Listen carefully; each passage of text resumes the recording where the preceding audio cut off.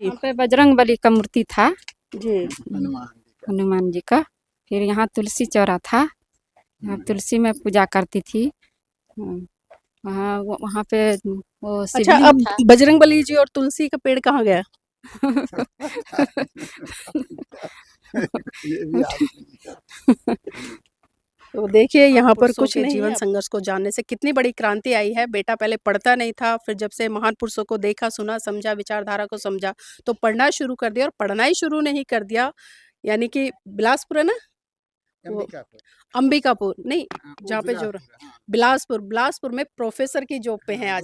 तो आप समझ सकते हैं कि कितनी बड़ी क्रांति आई है महान पुरुषों को। और आप देखिए इनके घर पर तमाम बहुजन नायक नायिकाओं की तस्वीरें लगी न्यूज़ 24/7 नीलम बोध के साथ। और साथियों, आज हूँ मैं छत्तीसगढ़ के अंबिकापुर में, और यहाँ पर आने का जो उद्देश्य है मैं आपको अवगत करा दूं। अप्रैल का महीना चल रहा है और बाबा साहब की जयंती की बड़े जोर शोर से तैयारियां पूरे भारत देश में चल रही है, और हमें भी छत्तीसगढ़ में आमंत्रित किया गया है। बाबा साहब की जयंती के कई कार्यक्रम हमारे छत्तीसगढ़ में लगे हुए हैं, और आज हम पहुंचे हैं अंबिकापुर। और अंबिकापुर में आप देखिए कितना सुंदर एक घर है जिसपे कि लिखा है अनंत ओम निवास और बुद्ध वाटिका।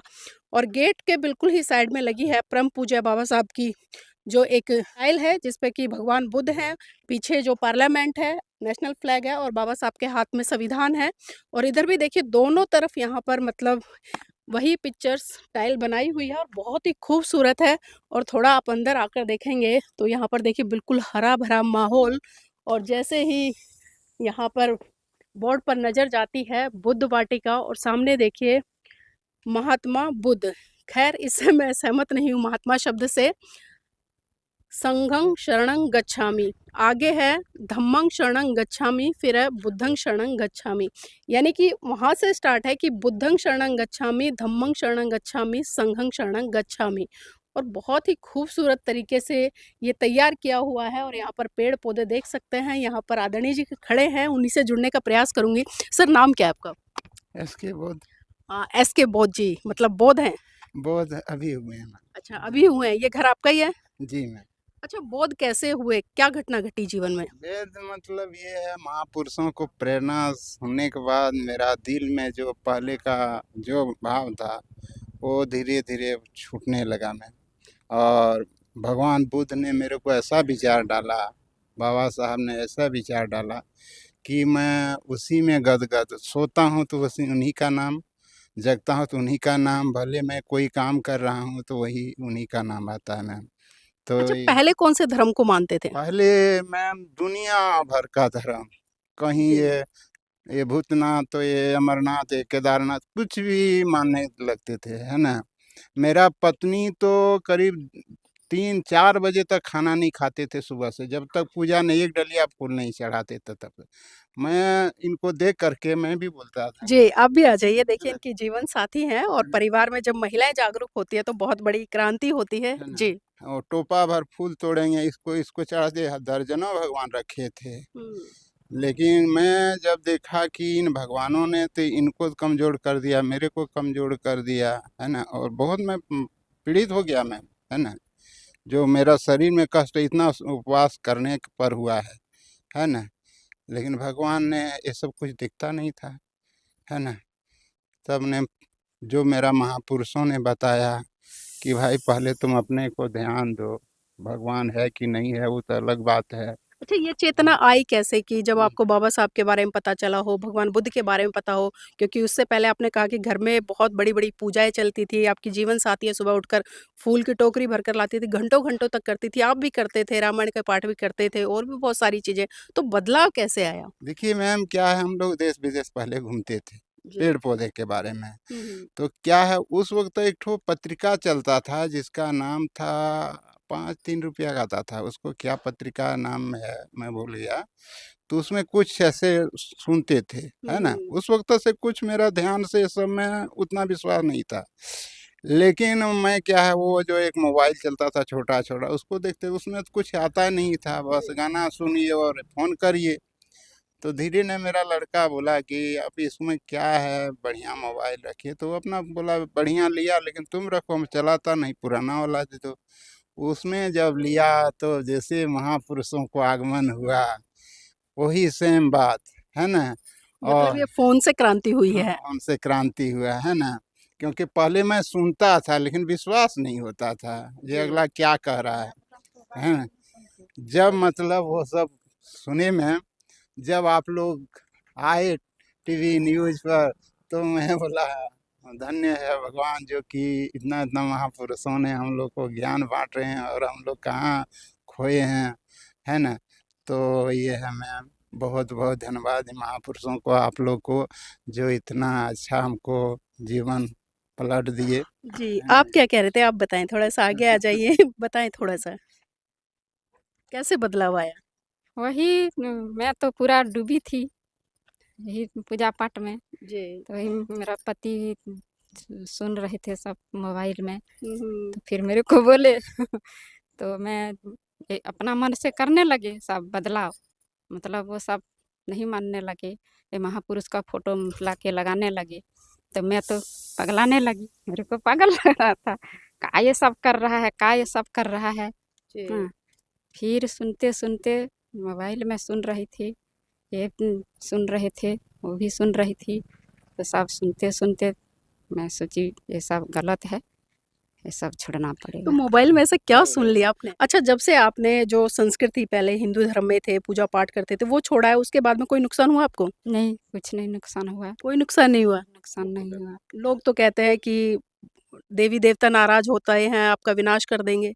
नहीं, नहीं, वो सब कुछ नहीं होता है, कुछ नहीं होता वो है? सब कुछ नहीं होता है। ये अच्छा और भी हो हाँ, गया और है कि बदलाव अच्छे अच्छा लोग को अच्छे अच्छा बदलाव पढ़ाई हुआ है। कर रहा है, जी। प्रोफ़ेसर बन गया, तो सब जी। कर रहा है मैम। पहले जो थे ना, पूजते पहले थे, तो जो एक बार में मेरा बेटा लोग पढ़ रहा है तो कुछ हो जाओ, नौकरी हो थी, तो देखिए बड़ा लड़का छोड़ दिया था पढ़ने, तो उसको भी मन लगने लगा पढ़ने में, छोटा लड़का का भी जॉब लग गया है। तो देखिए, महान पुरुषों के जीवन संघर्ष को जानने से कितनी बड़ी क्रांति आई है। बेटा पहले पढ़ता नहीं था, फिर जब से महान पुरुषों को देखा, सुना, समझा, विचारधारा को समझा, तो पढ़ना शुरू कर दिया और पढ़ना ही शुरू नहीं कर दिया, यानी कि बिलासपुर है ना? वो अंबिकापुर, अंबिकापुर नहीं, हाँ, वो जहाँ पे जो बिलासपुर, हाँ, बिलासपुर में प्रोफ़ेसर की जॉब पे हैं हाँ, आज। गुरु तो घासीदास आप विश्वविद्यालय। समझ सकते हैं कि कितनी बड़ी क्रांति आई है महान पुरुषों को, और आप देखिए इनके घर पर तमाम बहुजन नायक-नायिकाओं की तस्वीरें लगी हुई हैं, और कितना मतलब एक-एक चीज़ बड़े ध्यान से और बड़े ही मतलब इन्होंने अच्छे तरीके से संजो कर रखी है। अच्छा, थोड़ा और आगे चलते हैं सर, आप बताएँ हमें और क्या-क्या है यहाँ पर? मैम ये जो है, पहले यही हम लोग को मंदिर था, इसमें सारे भगवान रहते थे और लाइन से, है ना? इसी में ये डूबे रहते थे। तो मैं बोला कि ये सब करने से और बच्चे लोग में ज़्यादा चिढ़ होता था, ये क्या कर रहे हैं? तो इसी का है। और इसमें जो है मैम थोड़ा महापुरुषों का भी फ़ोटो लगा है, देखिए यहाँ भी है ना? जी, जी। रुकिए सर, लाइट जला दे रहा हूँ। तो देखिए, अभी सर बता रहे हैं, पहले यहाँ पर इनके जो देवी-देवता थे, यानी कि जिन्हें 33 करोड़ योनि देवी-देवता कहते हैं लोग, वो सभी विराजमान थे, और आज एक भी यहाँ पर ना मूर्ति है, ना तस्वीर है, और जो तस्वीरें आपको दिखाई दे रही हैं, वो साफ-साफ आपको बता रही हैं कि किस तरह से बड़ी क्रांति हुई है, और बहुत ही खूबसूरत तरीके से यहाँ पे सारी चीज़ों को संजोया गया है। बजरंगबली बैठा था, कहाँ पर? यहाँ ये यहाँ यहाँ पे पे बजरंगबली देखिए, बैठा था। यहाँ पर वहाँ बजरंगबली पे जी निवास तुलसी करते चौरा थे। था, और देखिए वहाँ पे जी। शिवलिंग था। और यहाँ पर देखिए जो इन्होंने बोधि वृक्ष लगाया हुआ है, यहाँ पर तुलसी की पूजा करते थे, अभी इन्होंने बताया है, और यहाँ पर जो बजरंगबली जी है। जी। यहाँ पे बजरंगबली का मूर्ति था, जी। हनुमान जी का। हनुमान जी का। फिर यहाँ तुलसी चौरा था, यहाँ तुलसी में पूजा करती थी। वहाँ पे वो अच्छा, शिवलिंग अब था। बजरंगबली जी और तुलसी का पेड़ कहाँ गया? ये भी आप तो देखिए, यहाँ पर कुछ नहीं है, अब तो सिर्फ बाबा साहेब लिखा है, जय भीम लिखा है, और भी बहुत खूबसूरत तरीके से इन्होंने पूरा संजोया है। जी। और बताइए सर, और क्या-क्या है? बस यही है मैम। और वहाँ पे जो है भोलेनाथ था, है ना? जिसको लाए थे कहाँ से? वो अरे सोमनाथ से, उज्जैन से, है ना? तो देखिए, यहाँ पर भोलेनाथ स्थापित थे, उज्जैन से लेकर आए थे, लेकिन अब यहाँ पर बुद्धं शरणं गच्छामि है। है ना? तो ये परिवर्तन है, और बहुत बड़ा परिवर्तन है। वास्तव में जो क्रांति की है इन लोगों ने, मुझे नहीं पता कैसे की है कैसे नहीं की है, क्योंकि क्रांति करने के लिए बड़ा हौसला चाहिए। और इधर देखिए आप कितनी खूबसूरत इन्होंने जो वाटिका है वो बनाई हुई है। भगवान बुद्ध की जो स्टैचू है विराजमान, दोनों तरफ पंचशील के झंडे, और बहुत ही खूबसूरत लग रहा है सारा का सारा दृश्य। और कुछ बताएं सर, और क्या क्या चीजें हैं घर में अभी? घर में उसमें भी भगवान बुद्ध है, बाबा साहब है, जो साक्षात उन्होंने पहले यहाँ आकर के दर्शन दिए। मतलब बुद्ध ही हाँ बुद्ध है, हर जी, कहीं हर हर जगह घड़ी हर बुद्ध जगह। है जी, है ना। जी जगते हैं तो बुद्ध, सोते हैं तो बुद्ध, बाबा साहब बुद्ध, जितना सब है ना जी। जी जी। अच्छा, ये क्या बनाया हो आपने? बौद्ध धम्म। बौद्ध धर्म है ना, भगवान बुद्ध का धर्म है ना। तो और बुद्ध वाटिका इन्हीं के नाम से वाटिका है। तो देखिए इन्हीं के नाम से वाटिका इन्होंने बनाई है और लिखा है नमो तस्से भगवतो अरहतो सम्मा संबुद्धस्से। ये बुद्ध वाटिका है और आप जैसे ही इधर अंदर आएंगे आप देख पाएंगे कितना खूबसूरत जो बौद्ध विहार है बनाया हुआ है। और यहाँ पर हम थोड़ा अंदर लेकर चलेंगे और देखेंगे कि किस किस की तस्वीरें यहाँ पर और मूर्तियाँ लगी हुई हैं। आप देखिए कितना खूबसूरत विहार है। और संत शिरोमणि गुरु रविदास जी की यहाँ पर स्टैचू लगी हुई है। विश्व को शांति का संदेश देने वाले महाकारुणिक तथागत बुद्ध और संविधान के रचयिता परम पूज्य बाबा साहब, सबकी यहाँ पर बहुत ही खूबसूरत मूर्तियाँ लगाई हुई हैं। और देखिए इधर आएंगे आप तो नारायण गुरु जी, मतलब हम इधर से शुरुआत करते हैं सर। इधर भी बहुत सारी तस्वीरें इन्होंने लगाई हैं। मतलब वास्तव में मैंने पहली बार ऐसा घर देखा है, म्यूजियम बनाया हुआ है इन्होंने। घर कम है, म्यूजियम ज़्यादा है। कहाँ से शुरुआत करूँ समझ नहीं आ रहा सर। हम यहाँ से शुरुआत करते हैं। आज इनका जन्म दिवस भी है। ज्योतिबा फुले जी महामना बाबा साहब के सामाजिक गुरु रहे। और फिर इधर बाबा साहब की 22 प्रतिज्ञाएं हैं वो लिखी हुई हैं, क्योंकि आज भी बहुत सारे लोग तरह तरह के सवाल करते हैं, लेकिन बाबा साहब ने 22 प्रतिज्ञा 1956 में खुद भी ली और समाज के लोगों को भी दी। इसी तरह से झलकारी बाई जी, जिनका इतिहास आज भी बहुत सारे लोग नहीं जानते हैं। छत्रपति साहू जी महाराज, जो पढ़े लिखे लोग हैं सभी जानते हैं इनको। और आप आगे आते रहिएगा, बाबा साहब के संदेश है। दशरथ मांझी, जिन्होंने कि पहाड़ खोद दिया था। और ईवी रामास्वामी जी, ईश्वर से सवाल करने वाले योद्धा, जिन्होंने कि ईश्वरों की सारी जड़ें हिलाकर रख दी थी, लेकिन लोगों के पास में कोई सवाल नहीं है। जननायक कर्पूरी ठाकुर जी, क्रांतिकारी, बिहार के बहुत ही एक तरह लेनिन की संज्ञा इन्हें दी जाती है। जगदेव प्रसाद कुशवाहा जी और बिरसा मुंडा जी और संत कबीर जी, जिन्होंने साफ साफ कहा कि पाथर पूजे हरि मिले तो मैं पूजू पहाड़, तासे तो चाखी भली जो पीस खाए संसार।